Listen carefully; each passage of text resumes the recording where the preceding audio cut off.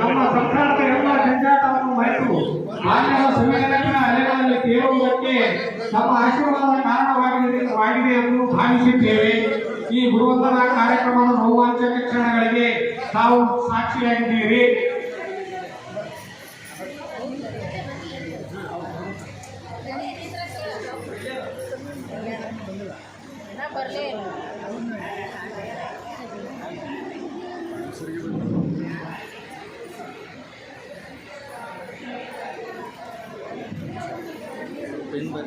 ಕಾಡು ಕಲ್ಲಿನಂತಿದ್ದ ನಮ್ಮನ್ನು ಕೆಡೆದು ಸುಂದರ ಮೂರ್ತಿಗಳನ್ನಾಗಿ ಮಾಡಿ ರೂಪಿಸಿದ ದೇವಶಿಲ್ಪಿಗಳು ತಾವು. ಮಾತಾಪಿತರು ನಮಗೆ ಭೌತಿಕ ಜನ್ಮ ನೀಡಿದರೆ ನಮ್ಮ ಭೌತಿಕ ಜನ್ಮಕ್ಕೆ ಕಾರಣರಾದವರು ತಾವು. ಅಜ್ಞಾನದ ಕತ್ತಲೆಯಲ್ಲಿದ್ದ ನಮ್ಮನ್ನು ಶಿಕ್ಷಣದ ಬೆಳಕಿನಲ್ಲಿ ಮುನ್ನಡೆಸಿದ ಕರುಣಾಳುಗಳು ತಾವು.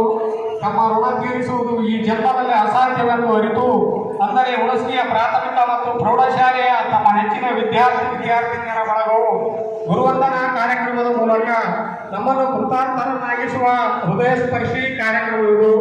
ಈ ಕಾರ್ಯಕ್ರಮವೇ ನೆಪವಾಗಿ ಒಂದೇ ಬಳಿಯ ಹೂಗಳಂತಿದ್ದ ನಾವೆಲ್ಲ ಸಹೋದರ ಸಹೋದರಿಯರು ಸುಮಾರು 35 ವರ್ಷಗಳ ನಂತರ ಒಂದೆಡೆ ಸೇರಿ ಸಂಸಾರದ ಎಲ್ಲ ಜಂಜಾಟವನ್ನು ಮರೆತು ಬಾಲ್ಯದ ಸವಿನೆನಪಿನ ಅಲೆಗಳಲ್ಲಿ ತೇಲುವುದಕ್ಕೆ ತಮ್ಮ ಆಶೀರ್ವಾದ ಕಾರಣವಾಗಲಿದೆ ಎಂದು ಭಾವಿಸಿದ್ದೇವೆ.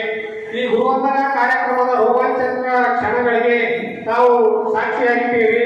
ಪೂಜ್ಯ ಗುರುಗಳಿಗೆ ಎಲ್ಲ ಸಹಪಾಠಿಗಳು ಅತ್ಯಂತ ಶಿಸ್ತಿನಿಂದ ಪುಷ್ಪವೃಷ್ಟಿಯನ್ನು ಮಾಡುತ್ತಾ ಸುಂದರ ಕ್ಷಣಗಳಿಗೆ ನಾವು ಕಾರಣರಾದೆವು.